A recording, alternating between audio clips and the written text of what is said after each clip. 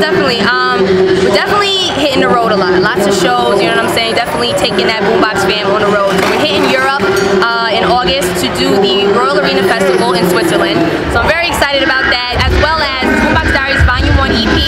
That is dropping August 28th, 2012 in stores, iTunes. You know, it's going to be my first legitimate, you know, commercial release, and you know, it's just an expansion for me in every way. You know, all my mixtapes have been for free so far, so you know, this is the first project that I'm gonna legitimately sell, and it's just a musical growth as well. You know, I think a lot of my stuff so far has been lots of freestyles and kind of just displaying skill and showing people that I can spit. But now I wanted to make dope records and you know, show people that I can make really ill music.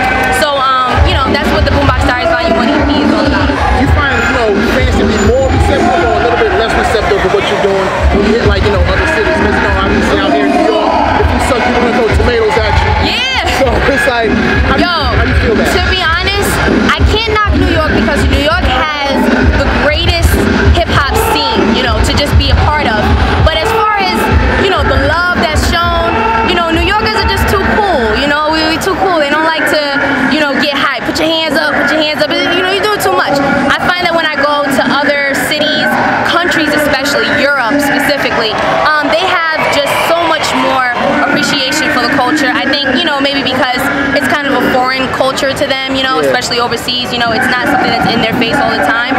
So they're not as jaded, you know, to it, and they're still very much impressed by the very raw basics of, you know, MCing. You know, they're impressed by the original elements of it as opposed to all the smoke and mirrors, you know, that it comes along with now. So I find that when I go out of town, when I, you know, take the show on the road, they definitely appreciate the bars, they definitely appreciate the show, and, you know, I don't know, it's just something about New York that, you know, we too cool, you know. I know what it's like to be going hard in a show, and, you know what I'm saying, walking in the crowd afterwards, and it's like, do your thing, ma, do your thing, you know what I'm saying? It's like, where was the liveness, you know what I'm saying, when I needed it, but it's all good. I definitely get that when I go out of town. Do you feel as if you have to try that much harder with you being a female and pretty much still like a man's game? You know, I feel like it's a little bit of both, being a female. Like, I do feel that it's easier to gain attention as a female, you know, simply because you're in a, you know, male-dominated industry, so you automatically stick out just because you're a girl, you know. I do feel that if I was a dude, it might be a little more difficult for me to get people to pay attention to me. But there's also a flip side of that.